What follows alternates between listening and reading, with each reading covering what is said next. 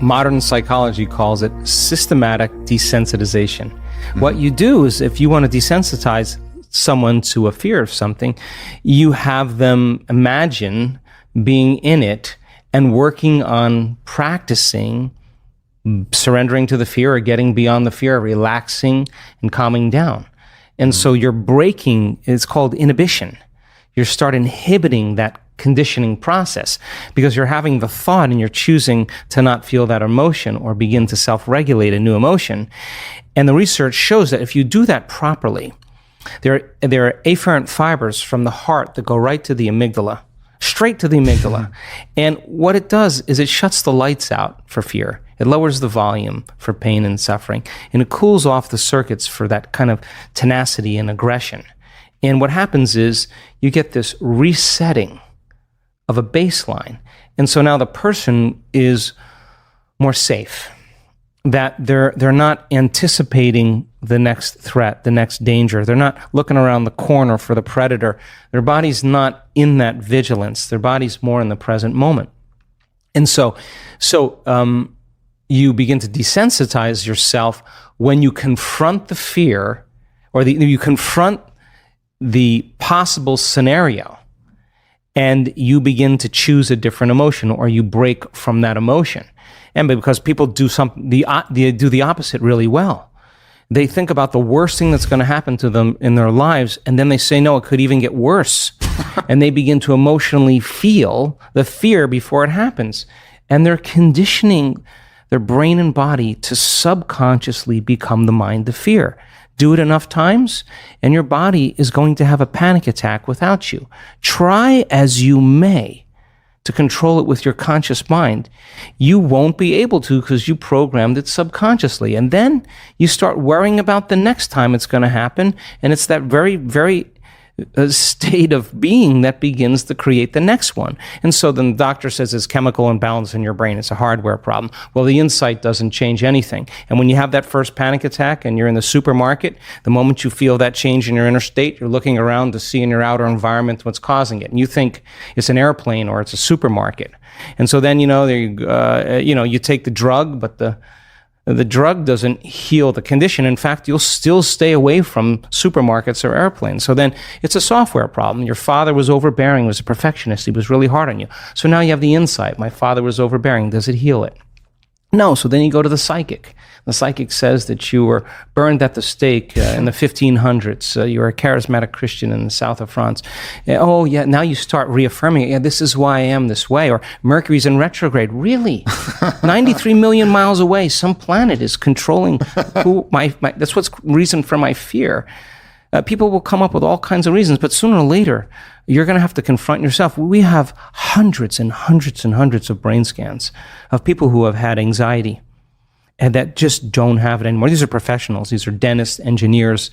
These are nurses, people that really were struggling a great deal with it. You cannot be anxious if you're in the present moment, and it's just a skill. So I think that we can use it in a positive way. Yeah. Or what am I going to do if I feel that? I mean, we have activities in every one of our week-long events where we know that people can do brain and heart coherence. We got the scans to prove it. And then we say, okay, now that we know that you can do it, let's go 38 floors up on the hotel and let's rappel off the side of the hotel. And this is not about an adrenal rush.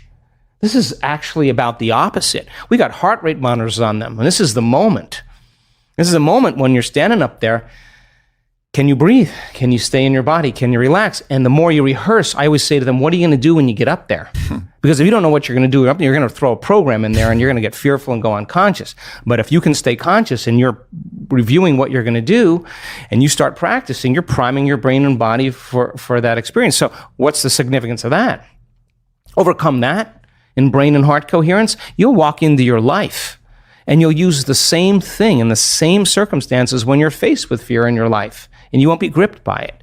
And if you just went off 38 floors in heart and brain coherence and you mastered it, you probably will look at the problems in your life as so much less intimidating than what you just did. And people leave their fears. So we want to put them in situations that would normally evoke a strong emotion or a program.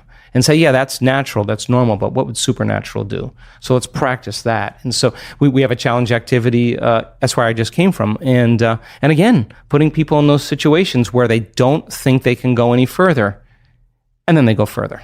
And that's what we want them to do, because going further means they're going against thousands of years of programming, thousands of years of fear and conditioning. And when it happens, they're liberating energy. And that's available energy for them to heal with. That's available energy for them to create a new life with.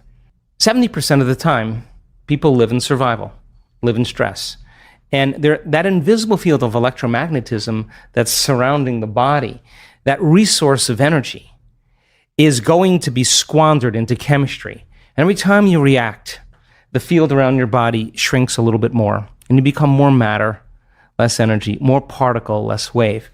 And then the hormones of stress cause you to narrow your focus on the cause.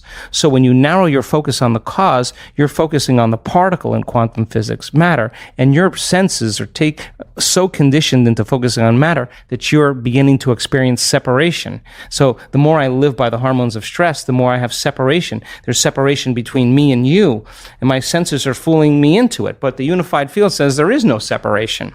So then, if you're addicted to those emotions and you're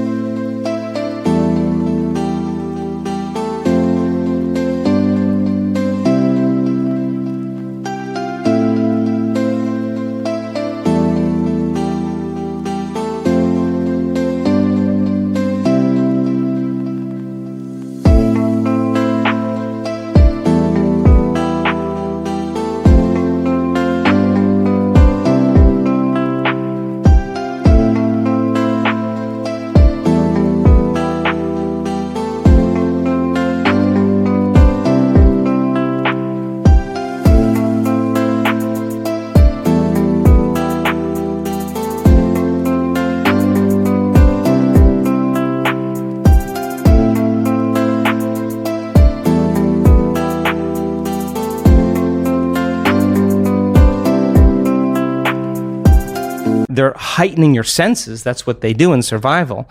And you become a materialist, and your field around your body is shrinking, then you're going to feel separate from the quantum field. And it's going to take a long time for you to create what you want, because you're separate from the field and you will be matter trying to change matter. So the moment you begin to activate this center, this is our connection. This is our first connection to the unified field. The moment energy moves into this center, and we've measured this, the field around the body expands, and once there's energy in the heart, guess where it goes? Straight up to the brain. The heart acts as an amplifier, and literally it begins to increase energy in the brain. So now, once that field begins to expand and you get beyond, you take all of your attention off your body, off the people in your life, the things you own, place you need to be in time itself, and you become pure consciousness, and you take all of your attention out of this three-dimensional reality, out of the known, and you start putting your attention on that field. There is a technique that we teach to do that, and you begin to feel connected from that field. Now, the faster the frequency, the higher the emotion you feel, the shorter amount of time it's going to take for it to appear in your life, because the faster the frequency, the closer you're getting to oneness and wholeness. So then when you teach people how to get beyond all of the elements in this three-dimensional reality and begin to open their heart, that frequency is their connection to the field. The moment they open their heart, they become more energy than matter, more wave than particle. And now that becomes the amplifier that begins to generate a whole new set of thoughts, a whole new consciousness. And that heart center then makes us want to serve, makes us want to take care of.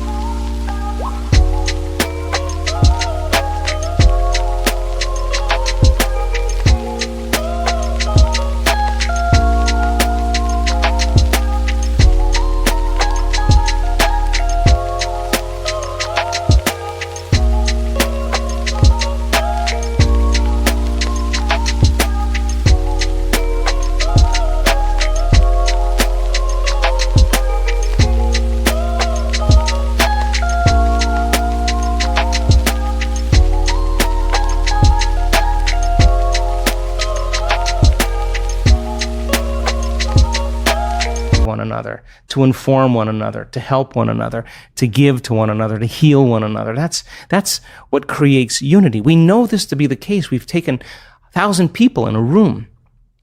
We've set 50 people in the front of the room wearing HRV monitors, heart rate monitors, and we've told the entire audience to move into heart coherence and brain coherence and have the intent for the greatest good for the people sitting in the front of the room. And in a matter of seconds, all their hearts go into coherence at the exact same time, in the exact same day, in the exact same meditation. They're being influenced by energy, and their autonomic nervous system is being entrained to a new frequency. So imagine then, you begin to change your energy, you begin to affect many people in your life.